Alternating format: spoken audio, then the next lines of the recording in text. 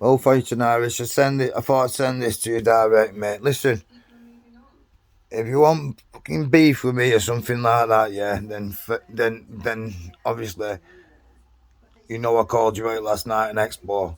But if you don't, mate, and don't ever send me any texts like that again, mate, please, because you just my kids see them and all that, and they think, what have you done? What they got to expose you about? And things like that. Do you know what I mean, mate? I don't want my daughter or my son asking me questions like that when they don't need to answer questions like that. Do you know what I mean? It's a good job they do know my background, and I've got all my previous in my gaff and everything. Be honest with you, fighting Irish, I've got 170 odd previous convictions, yeah? I've got none for grassing. I've done all the jail, as you can see. I've always got jail. I've done all count. Listen, I can't count how many sentences I've done. Being honest with you, yeah, it's not a big thing. I'm embarrassed about it. But my mum and dad put me in my mum put me in care because she had split up with my dad and put me in care for convicted rapist. So when he got out of jail, obviously, me and my sister couldn't live at my mum's. So with that, I had to bring myself up. So I got a lot of them offences when I was a kid.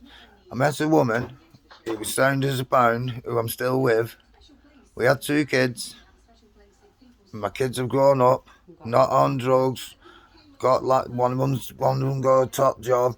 The other one, she's got a bit of health problems at the minute, but she's 18 in December. I can't wait till she gets rid of all of health problems, and because she'll be working as well. So I can't really complain. Do you know what I mean? But on my background, yeah, I'm gonna do a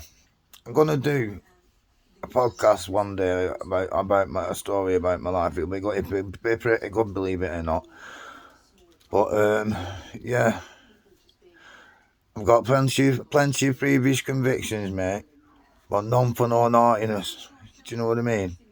I've always been a very misunderstood person.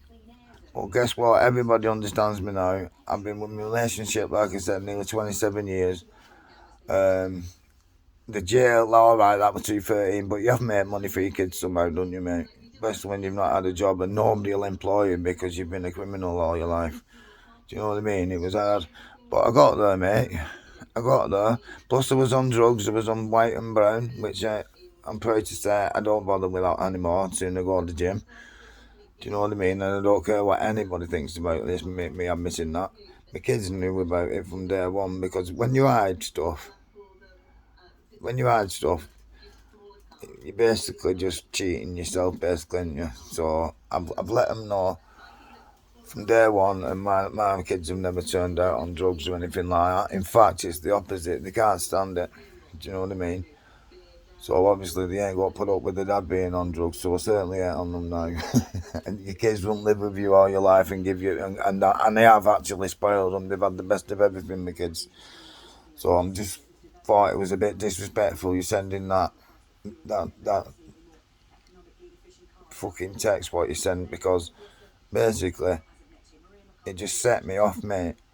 But it's up to you. I didn't really have a problem with you until you sent that text.